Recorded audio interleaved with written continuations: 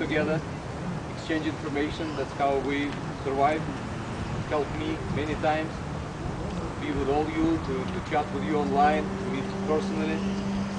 So thank you for that. Thank you for all the donations you brought. I think that's wonderful. That would allow us to keep research going, because we have unfortunately this GIST, which is not very well known, not very well funded. So the funds we are able to gather today are all going for research. 100% of it, which is pretty rare. That's great. Yeah, 100% of that goes straight to the labs, straight to research, all over the country.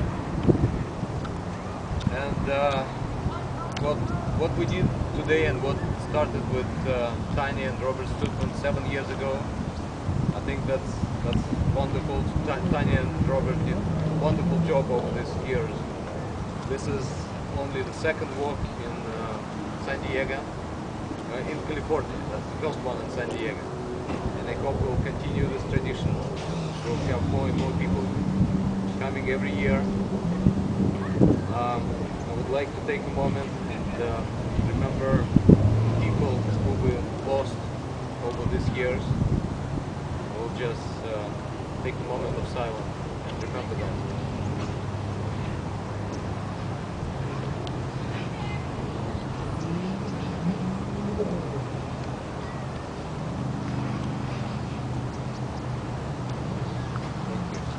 I also want to mention Michelle, who was organizing the walk last year, and she is not doing very well today, but I want to dedicate this walk to her, because she is very strong woman. She started with walk on the West Coast. She did that, and I would like to introduce a few people. Ken came here all the way from New York. Wow!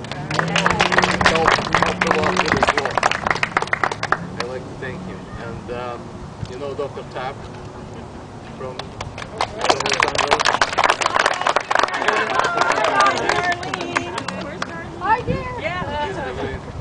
Yes, he's a great doctor. He'll say a few words also. And Barbara, she's the only one here who came to both walks, in New York and in San Diego.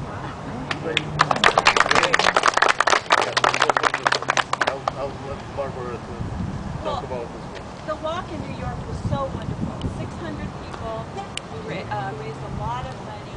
Robert and Tanya did a wonderful job. It was covered by Eyewitness News. We had one of their anchors emceed it. Walt Frazier was there, who is an ex-New York Knicks. I didn't know. He was just very tall.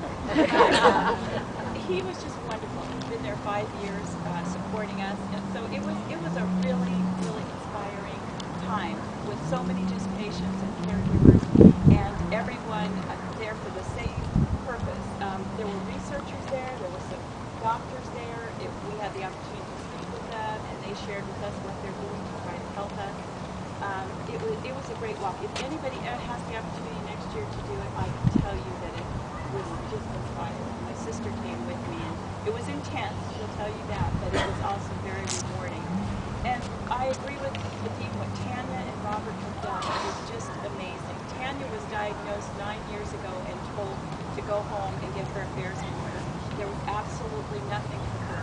And she and Robert really started this whole fund by knocking on doors and getting donations of $1, $5, $10, having a lot of people, saying, well, I did on this, I donate to breast cancer, which is all wonderful, but they worked really hard to get to where they are now for us. They're very caring and unselfish people. And if you haven't met Tanya yet, online or on the phone, as many of you have, you will.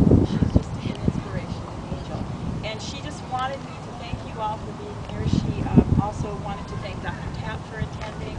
It means a lot to her to have the support here in California. She'd be here herself, but she has a surgery on Tuesday, which is not unfortunately just related, but that's the only reason they're not here. So she just wanted all of you to know that she thinks you're all heroes and that you are all, she's with you, with us in the fight. And I want to thank Dr. Tapp myself.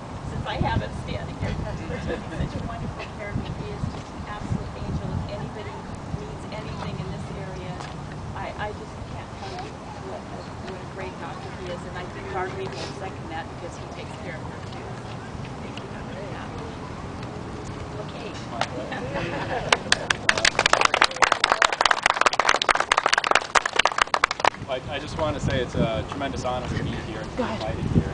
I really appreciate Barbara and all the organizers, because it's really hard to explain how hard it is to get a community that's interested in really helping out in learning how to actually treat patients. And it's kind of always a struggle for us, especially in a cancer like GIST, that's a very rare cancer. It's always an uphill battle. You know, a lot of the other cancers are able to get funding because, for various reasons, monetary efforts on pharmaceutical companies, and GIST is really allowing us to move into a realm where hopefully we'll continue on the treatments that have been developed. And it's an honor to be here, more so because I get to meet everyone, and people always ask me how I can do what we do every day, and this is the reason right here.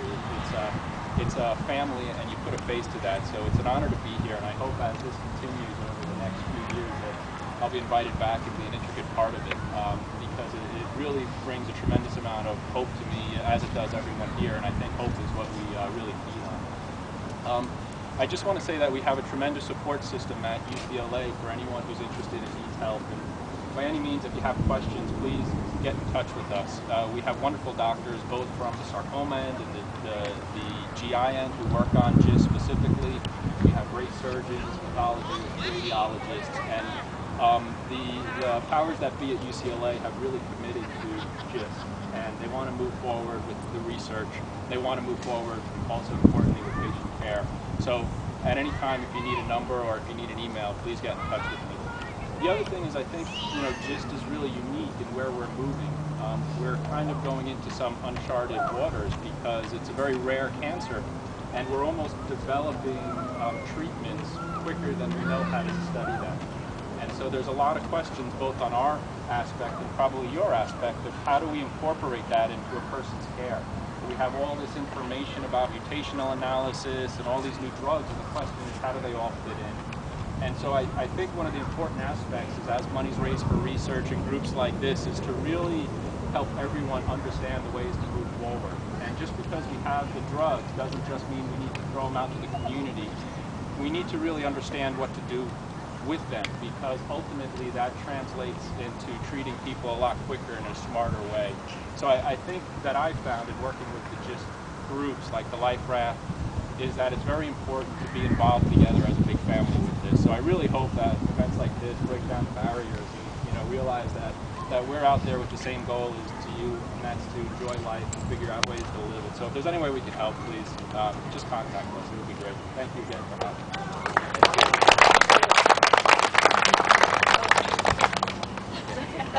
You and I together said this whole thing.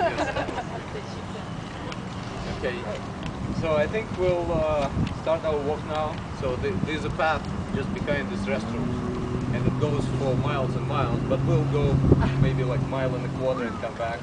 So it will be like 2.5 to 3 miles altogether. If anybody feels like they want to turn back earlier, you're welcome to do that.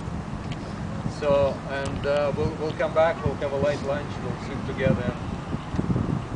Okay, that's the plan. So we can start walking.